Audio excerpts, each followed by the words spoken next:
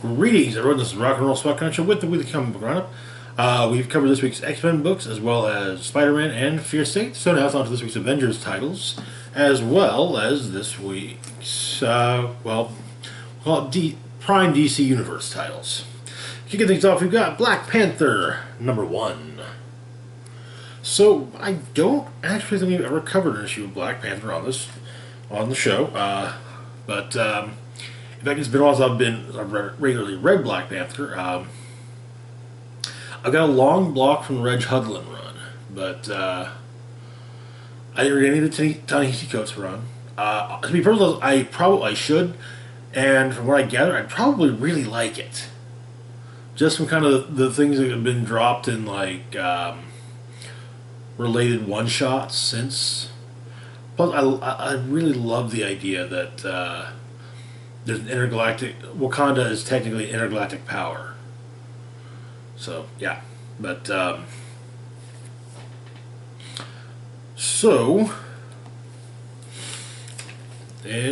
of course we restarted it though. Good jumping on point.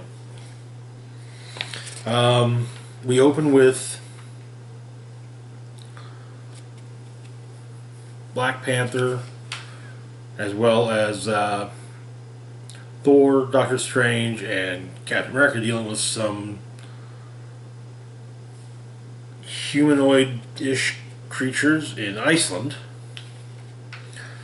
Dealing with them as best they can. They're taken down with, and samples are taken so that if they can figure out where they came from, they can maybe stop them, figure out what's up with them, and so on and so forth. But Cap is wanting to make sure that T'Challa is, he just got back from space, so he's his chairperson, but he had to go off into space for a while, and so yeah, not like every other Avenger has done that at some point. I mean, it's like they have a schedule as to who goes to space when. I think what Steve's really mad about is just that, he jumped the line and now Steve's got to wait longer to go to space again. So, but, now this is actually kind of something I thought was interesting to learn that I guess has happened recently in older Black Panther comics. Wakanda is no longer a monarchy. It is it's a monarchy much in a similar manner to the UK. From the looks of it, the way it works is different, but the prime minister is actually in charge as opposed to the royalty.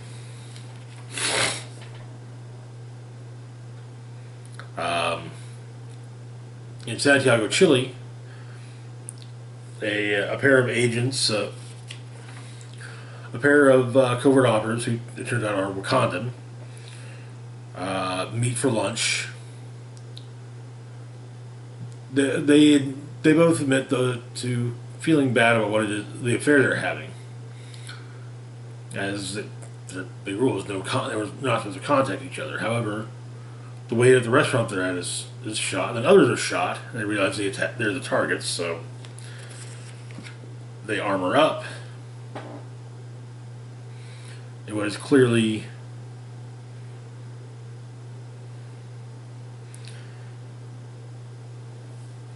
Wakandan armor, and they take on some of those coming after them. But to avoid discovery, one of them lets off an explosive to take out the assailants, and the surviving agent lets T'Challa know what's happened.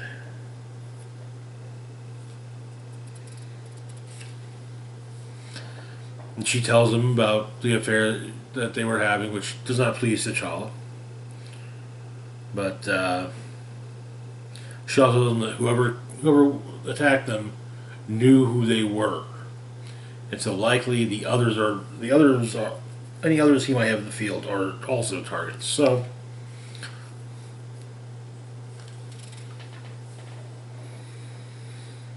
T'Challa tells Shuri about this, and it's basically kind of,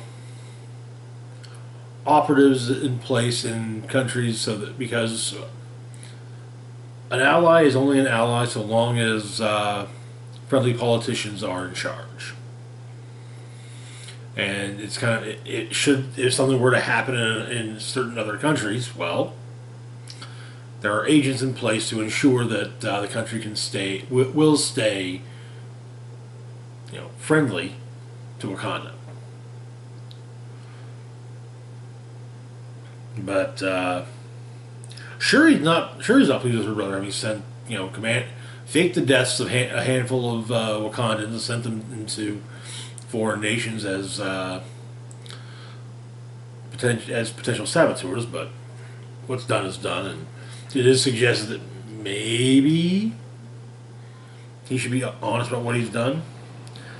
But he has to. But T'Challa also has to inform Steve Rogers that he's taking a break, that he's temporarily stepping away from his duties as Avengers chair.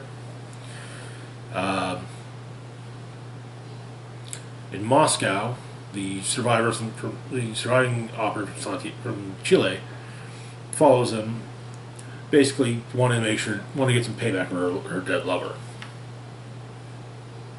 We get a look at things to come, which include the X-Men, a fight between Cap and Black Panther. Black Panther and his covert operative at the tender mercy of the Dora Milaje. And that is where the issue ends. Interesting. I'm not sure how I get the reasoning for Black Panther doing what he did, but I don't know. It feels off, if for no other reason than the fact that the whole Wakanda, even in the Marvel universe, was up until recently, was disregarded as a myth. So, well, recently being,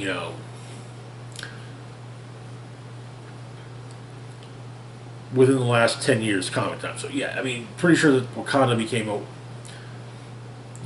been a known thing in the Marvel universe in real time since 80s, 70s, even. Yeah. Anyway, moving on to our next book, we've got Iron Man number 14, where we left off while fighting Korvac. Both Iron Man and his adversary were exposed to the power cosmic. And so it seems as though Tony is going through, as he puts it, the metamorphosis of getting the power cosmic. There's a lot of symbolism, childhood reminders of childhood trauma. Some issues with his father.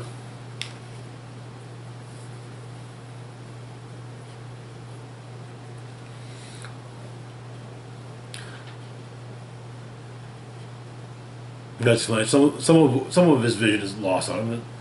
Father issues, typical childhood traumas, the phallic imagery. Korvac has some scary alpha Lothario idiot, and Tony asks, Is this really all that's percolating in his subconscious? That's kind of disappointing if that's the case. But,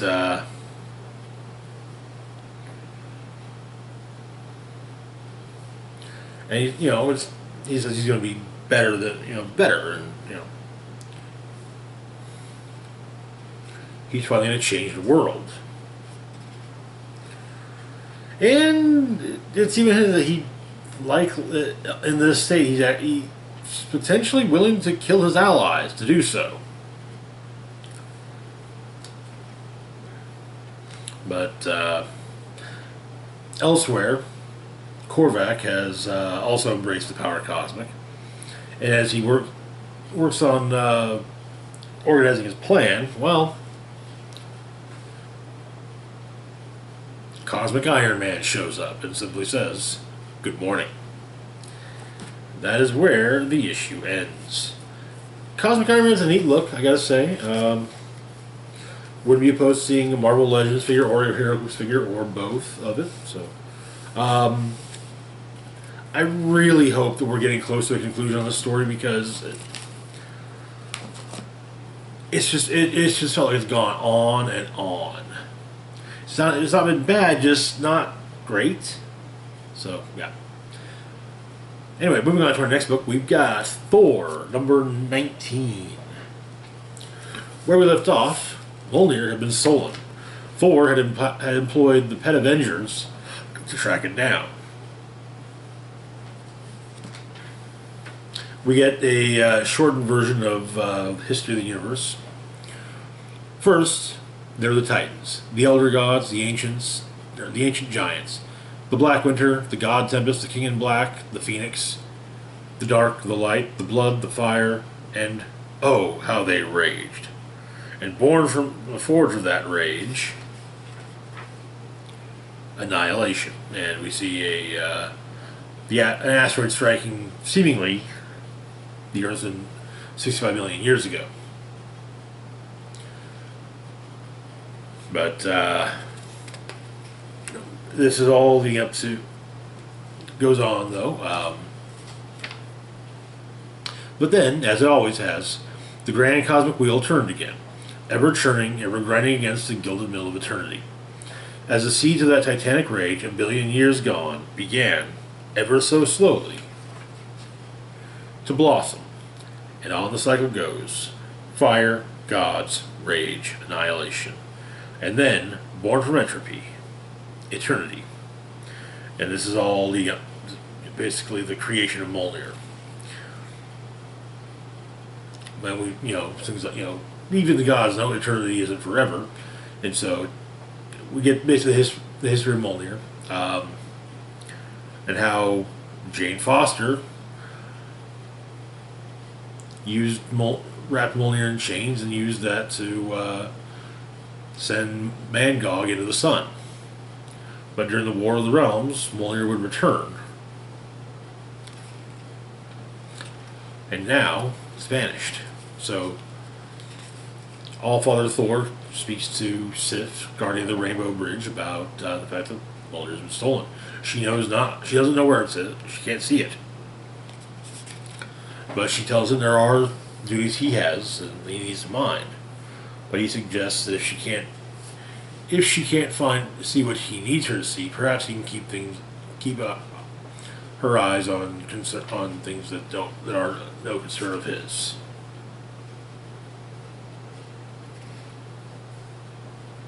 And so he goes to what's known as a gauntlet. It appears to be a disembodied hand of a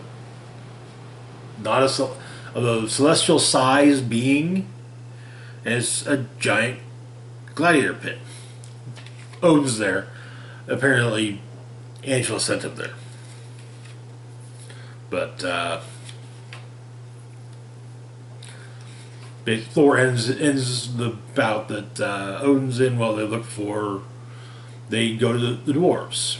As Odin explains, that the dwarves can track anything they've forged. Now it's also explained that in the King's book there are prophecies, including about how the god of hammers will wreak havoc upon things. And let's actually go back to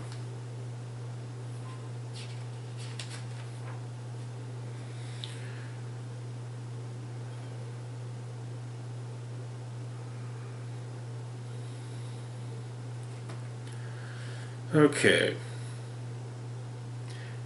It speaks of a great storm, the likes of which we have never seen, brought forth by Mjolnir, wielded by a being known as the God of Hammers. The book says this being will kill the Golden King of Asgard, and his soul will be trapped in the fire forevermore. Well, Thor will not let the book tell him how to die. So yeah, Odin and Thor go to Nidavellir, which has been a slaughter has occurred. The dwarves are dead. The forge shattered, and all of it has seemingly been done by a hammer. Thor immediately assumes that the hammer responsible is Mjolnir, and that is where the issue ends. As he has now for this is the 90s, as usual, Donny Cates knocks it out of the park.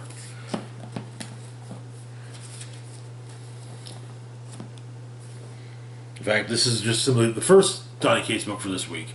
We've also got this week's Hulk #1. Anyway, moving on to our next book, we've got Deathstroke Inc. #3. Yeah, where we left off, Deathstroke and Black Canary were learning more and more about the secrets of trust. Also, Toyman was learning about them too, as well. Yeah. So the three of them are secretly allied with one another against their employer. Do we really need a workplace comics with with superheroes? I mean, isn't every workplace like that? You know, you and like a couple other coworkers band together against your boss because the boss is evil. Oh, and they would also give their next target though, Cheetah. So we open with, so it turns out that the Queen of Fables is providing quite the racket. Basically, if a supervillain needs someplace to lay low for a while, all they have to do is come up with a story, she'll write it down, and poof, there's a fairy tale realm just for them. So, with Cheetahs goes like this. Once upon a time, there was a woman named Barbara of Minerva, a beautiful master of knowledge wronged by a doomed legion. She was lost for years, searching for purpose. One day, she found Chitara.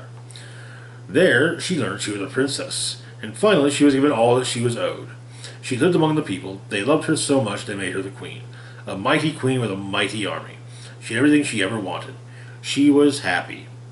And then Deathstroke showed up, which is added at the end. So, Deathstroke shows up. Downside, though, he loses his guns. Still has a sword, though. And he also has a unicorn to ride. So, yeah. Makes his way to the castle, but before he gets to the castle, he must first deal with the feline guard. Meanwhile, Black Canary brings the Queen of Fables a trust, kind of a 2-for-1 deal, and her and Toyman discuss what they know so far. And Black Canary points out that the painting of older trust agents, including her mother, the paint on it's still fresh.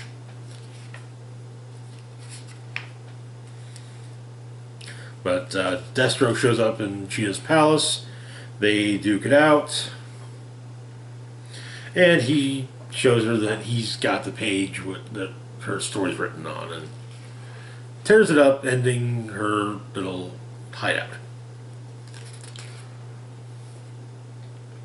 However, it turns out that Dr. Minerva knows about trust and knows that they are about to be, trusted. And finds it hilarious that that's who Deathstroke's working for. Also, she makes him an offer. If he lets her go, she'll tell him the truth about trust.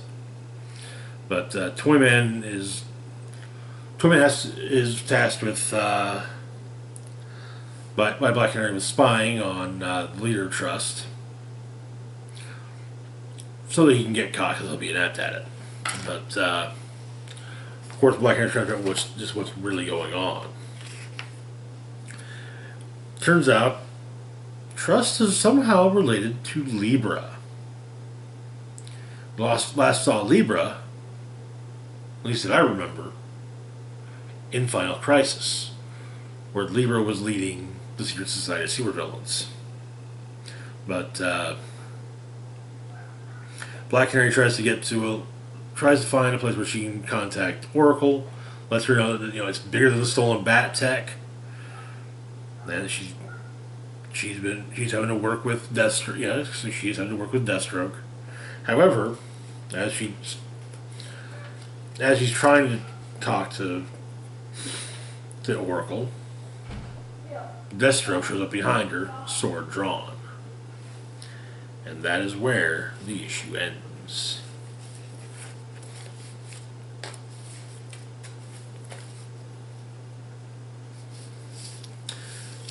It's been a fun book. And yeah, it's just gonna be very interesting to see all the pieces come together about trust. Interesting. That's something I've actually kind of been thinking about for a while. Since Final Crisis, we haven't really seen Libra. Well, apparently,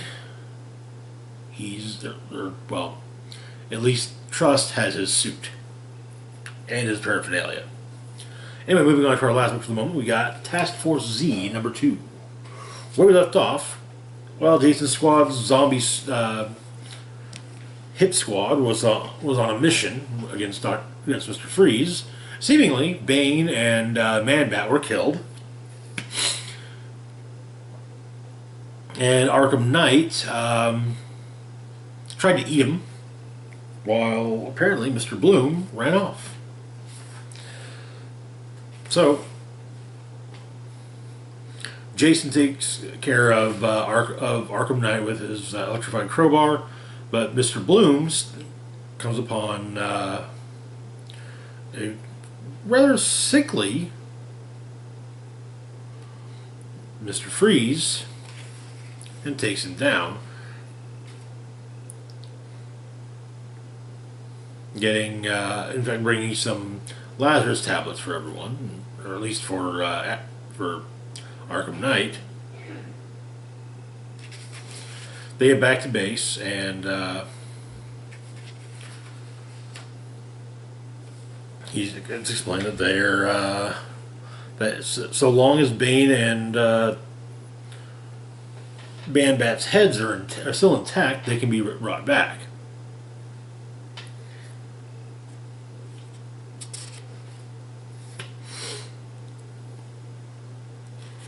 But afterwards, Jason has a chat with Arkham Knight. Due to the extent of her injuries, she has a moment. She actually gets to the amount of Lazarus resin being used on her is almost enough to temporarily resurrect her. So her and Red Hood talk a bit. She apologizes for trying to eat him, but turns out they're given a new team. They're about to get a new teammate, someone that hopefully someone that Red Hood can trust. We also discovered that there's also a vampire on the team by the name of Sundowner.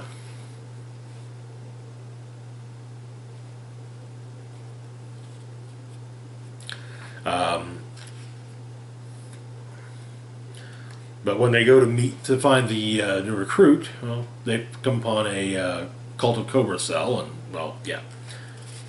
that's when Sundowner reveals herself. Turns out she works for the project. Arkham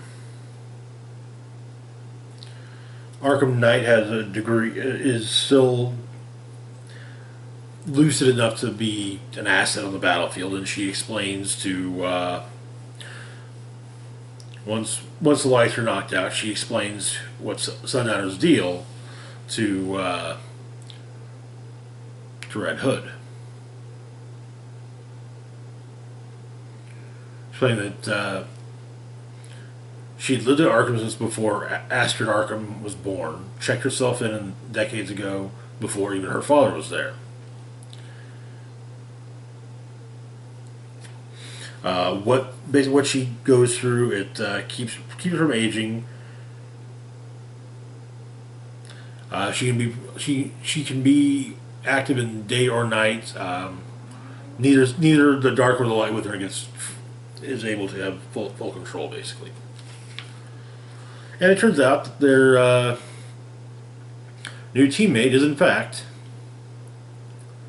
Deadshot. well, Deadshot's corpse. And the issue ends with Deadshot's corpse getting up and shooting Red Hood in the gut. That's a good one, guys. I'll be honest, I don't like the fact that Deadshot got killed off in Suicide Squad a few years ago. He's... the Suicide Squad doesn't feel... This rarely feels like the squad without him. It's like a just kind of placeholder squad. But so far, Task Force Z is, turned out to be a fun ride. But anyway, that's going to do it for now. As always, feel free to like, share, and subscribe. Links to my Facebook, Twitter, Patreon, and PayPal can be found in the description box down below. This is Rock and Roll Spock signing off saying, live long and rock hard.